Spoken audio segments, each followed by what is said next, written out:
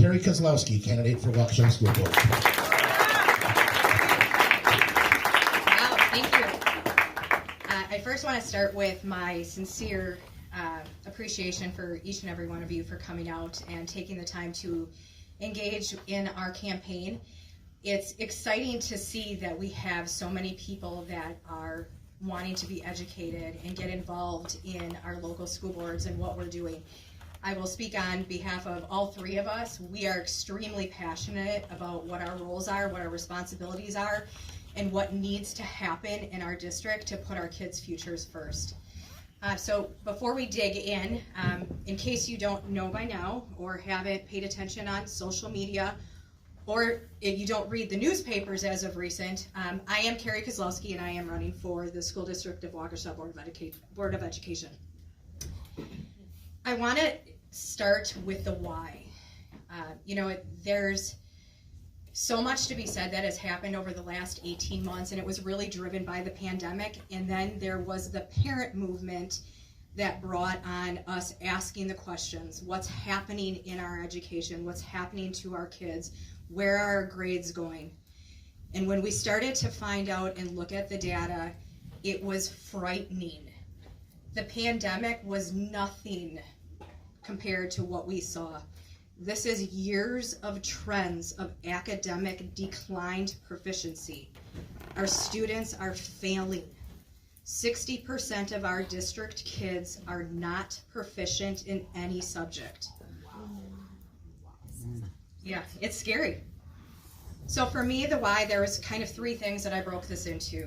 Number one, it's accountability, achievement, and transparency.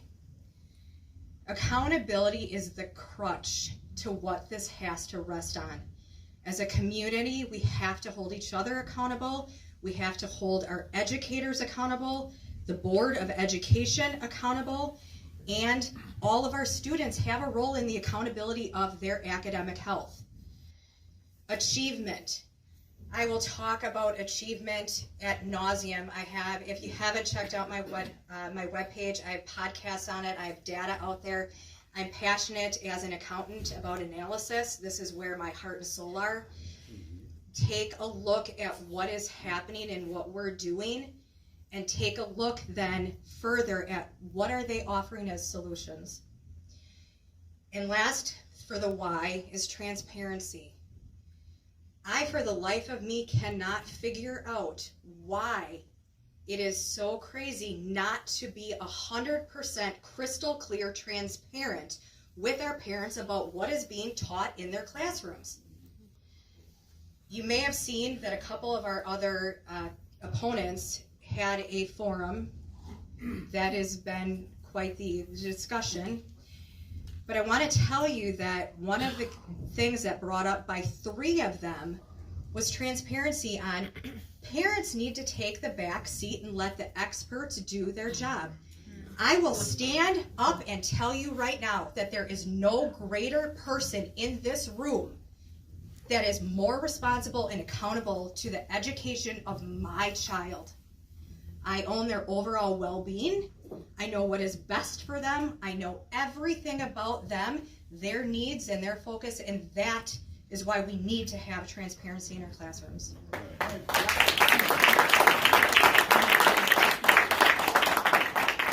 So now we move into how did we get here?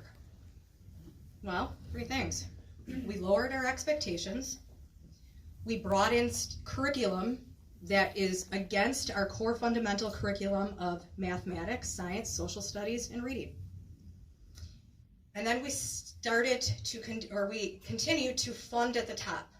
So funding needs to go to the student. And the reason that is critical is that the funding is per student. It needs to get pushed to the student's academic curriculum. The budget then is built over the top of that. Look, I'm a finance executive. I do this for a living.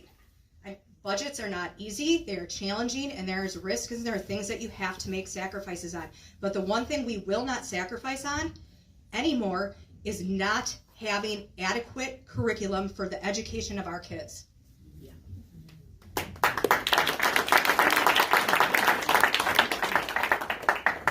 The lowering of expectations is a piece for me that I think we all should be aware of.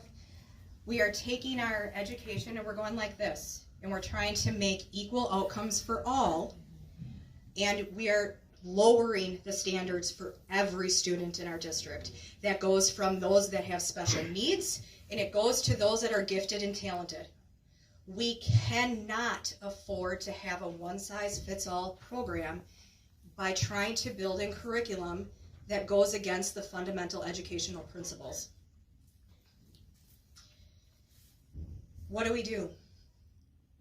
There's been trends of this data going on. Where do we take the next steps? How do we move this forward? First off, we have a very, very important primary coming on February 15th, and that's where it starts. In order for us to move this forward, we have to remove those that have been sitting on the board doing what is not at the benefit of all of the kids. Once elected to the Board of Education, my goal is to focus on long-term academic achievement. It is going to reflect and remove on divisive curriculum that we know is in our classrooms. I have brought this up. I have been told repeatedly. Greg Dietz just announced it adamantly, twice. CRT is not in our classrooms. In 2021, the School District of Waukesha spent $21,000 on professional training from a consultant on critical race theory. Please do not tell me that this is not in our schools. It is there, and it is intertwined, and it is soft, and it is subtle as being in a classroom where today the teacher doesn't stand or ask the class to stand for the Pledge of Allegiance. Where we're talking that a 6-year-old little boy says, I don't think that I can play with you because you're not of the same race that I am. What are we teaching our children?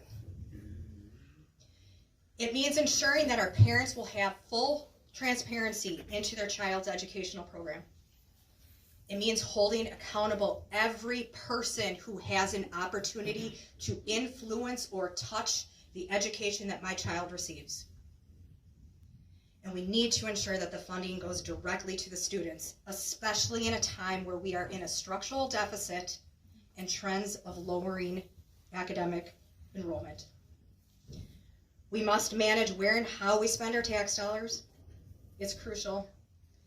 Our kids' future is at stake in bigger ways than we know. They're counting on us, and it's time we focus forward. Asking for your vote February 15th. Encourage your friends, research us, research candidates. We are putting the kids first. Thank you.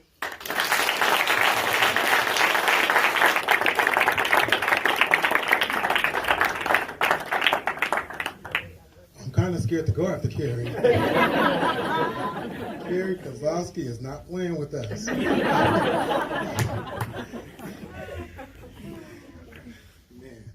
That was wonderful, and I just want to say thank you to every single one of you for being here today. My name is Marquell Moorer, and I'm a candidate for Waukesha School Board. So I could start this evening off by telling you all about me, but I would like to start this evening off by telling you all about the most important people, our students. So I'm going to share a quick story on why everything we do as adults can impact students' lives forever. I know this as a teacher. A couple of months ago, I was in the grocery store shopping for Thanksgiving. I was in one particular aisle, and as I looked up, I saw someone that looked very familiar. And sure enough, it was a little girl who I taught in 3rd grade. It was Molly. And we stood there in the aisle with her mom and talked about her life now in middle school and what she remembered from our year together. And she asked me, Mr. Moore, do you remember always getting upset? Do you remember me always getting upset with you? Because you will always call on me, even when I didn't know the answers. I said yes, because I'm that kind of teacher. And she said, do you also remember forcing me to spend some of my recess time reviewing my vocabulary words and phonics books? I said yes. And then Molly went on to ask me, and Mr. Moore, do you remember reading to us that book, Dancing with the Wings? I said, of course I remember that book. And do you remember when little Sassy was crying and almost quit dancing?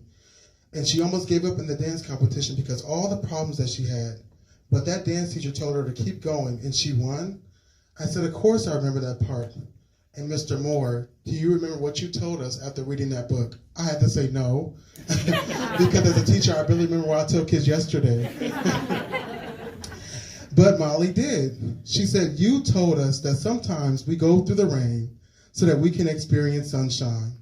And when things get hard in middle school, Mr. Moore, I think about that book, and I think about what you told me in 3rd grade, and I just keep going.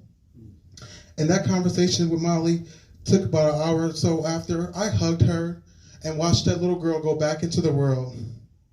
And also, that conversation with Molly made me feel so good, because I want to be that teacher and school board member that students and families in Waukesha have a positive impact on their lives. Isn't that what every school board member wants? To leave a positive and lasting impact on students and their families, to ensure that students are learning skills and lessons that they can carry and use throughout their lives. And that conversation with Molly also made me think about the teachers and school board members who made an impact on my life as a student. Did school board members set policies for me to succeed? Did school board members raise standards for me to achieve? Who are the school board members you remember when you were a student in school? What impact did they have on your schooling experience? As we reflect on policies about this current school board in Waukesha, there are many students in Waukesha who haven't received a positive impact in regards to academics, high expectations, and career readiness. We have seen time and time again all the excuses of why students are not achieving at the highest level in the district, and why so many students are failing at least one course. Some members and residents of Waukesha, they come to the podium at every board meeting and blame the failures on minority students and their circumstances. Others blame it on white privilege, whatever that is. But I really hear, as a result of failure, especially for minority students, what really is a failure is a soft bigotry of low expectations. And so you see, for students like Molly, a little black girl raised in a single-parent household, for minority students like Juan, a middle school student here in Waukesha, whose family speaks 2 languages, and for white students like Ben, whose family lives in Waukesha below the poverty line, they all come to our schools in this district every single day. But what we must realize as educators and board members is that we are responsible for ensuring that every single child, despite their circumstances, receive a high-quality education. Because we must remember that their parents may not change, their circumstances may not change. What's going to change is the adults who stand in front of that classroom every single day and have the highest expectations for what they can do. And as a teacher myself, I know this from a fact. When you have high expectations, all students, regardless of race, want to meet those expectations. So, as I tell my 1st graders every morning on our magical carpet, I want us all to imagine and think something big. Everyone in this room. Let's imagine that we could create a school district where we are the epitome of what Wisconsin's future could be. We could offer a robust and comprehensive education for all students and show our state that all students, regardless of their skin color or circumstances, are achieving, because we are not making excuses, but yet we're setting expectations. We could demonstrate what it means to have secondary students be career ready, so that when they become educated, skilled, they can become a productive member of society. We could show the country that we in Waukesha believe in curriculum transparency, and that parents should and do have a voice in our district. Lastly, we could teach all students that they are in a country where their skin color or circumstances do not define them, but their effort, persistence, and merit does. These should be our key priorities in our school, not racial division, indoctrination, critical race theory, or anything that does not serve the students and family of Waukesha in the best way. So, Waukesha, it's time to move forward. We must move forward. We will move forward. On February 15th, I ask for your support and vote, because Waukesha deserves more. Thank you very much.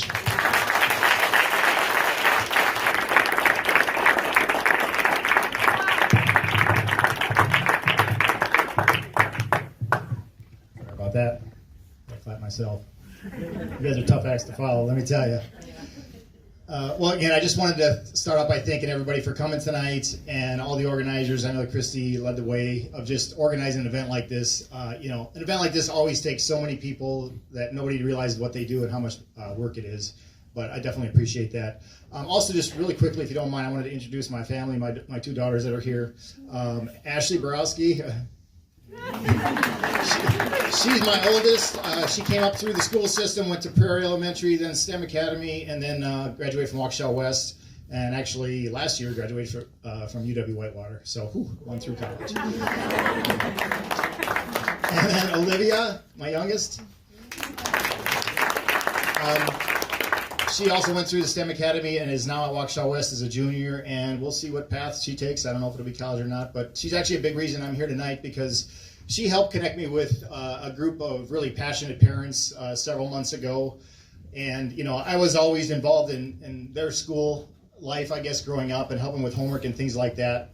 But when I met this other group, I realized we really connected well because we were both passionate and just interested in improving things, student achievement, managing better through COVID, trying to move beyond, the science issue in classrooms and things like that. And I felt the school board was the best way to make a difference, so here I am. And you all have motivated me so much because, friends, neighbors, total strangers are just coming out of nowhere to help, to donate, to, run signs around the neighborhoods, all those things. And I just really do appreciate everybody's help.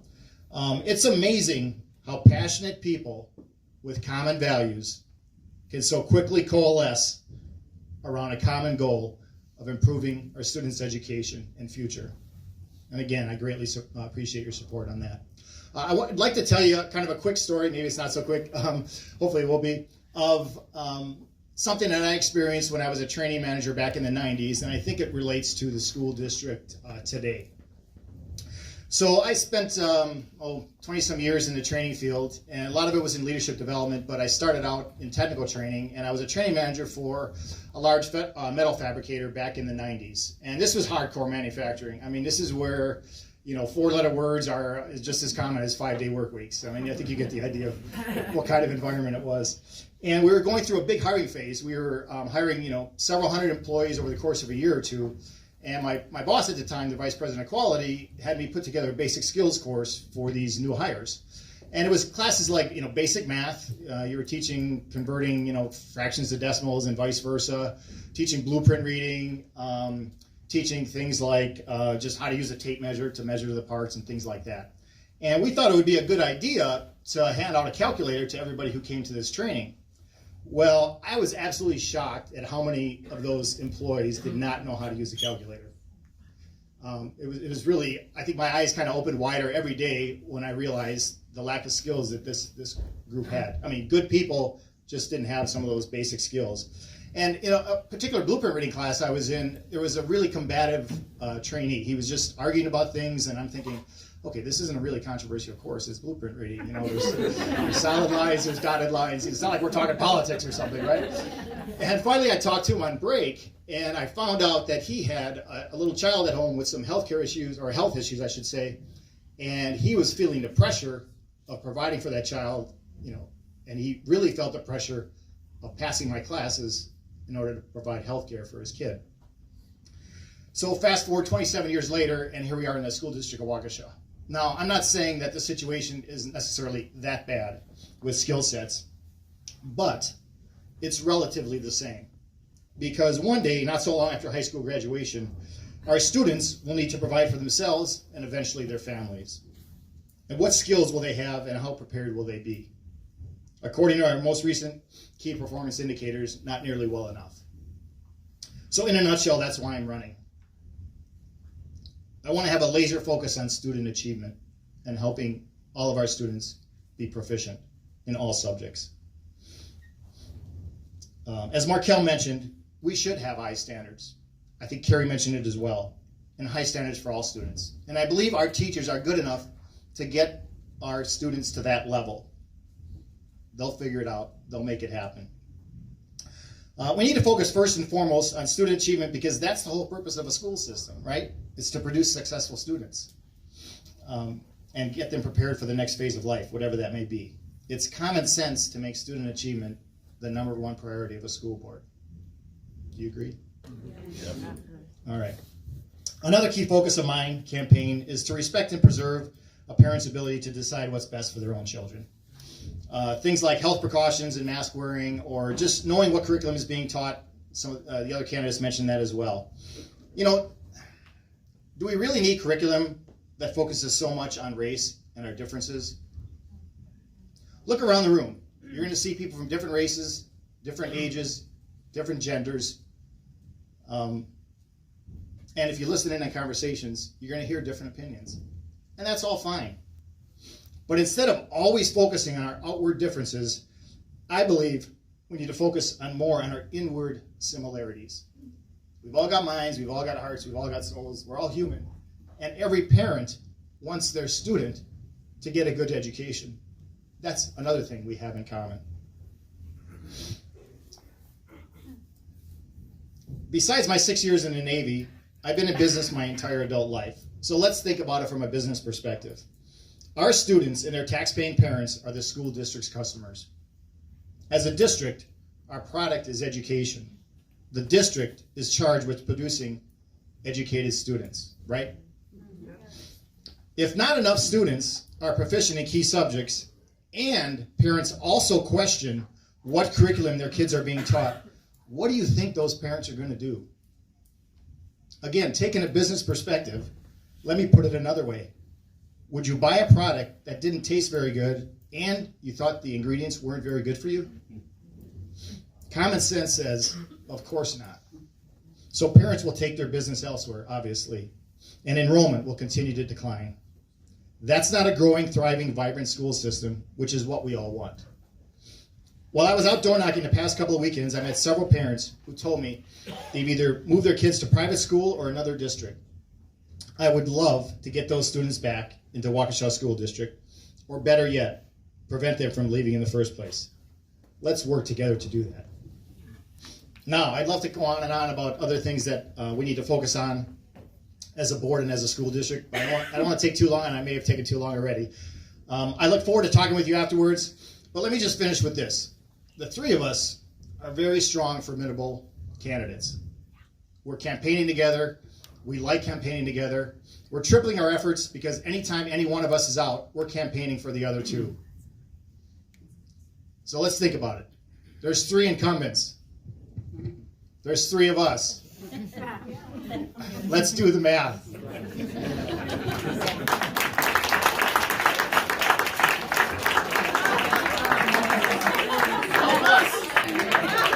Help us sweep the 3 seats and replace the incumbents and establish the leadership.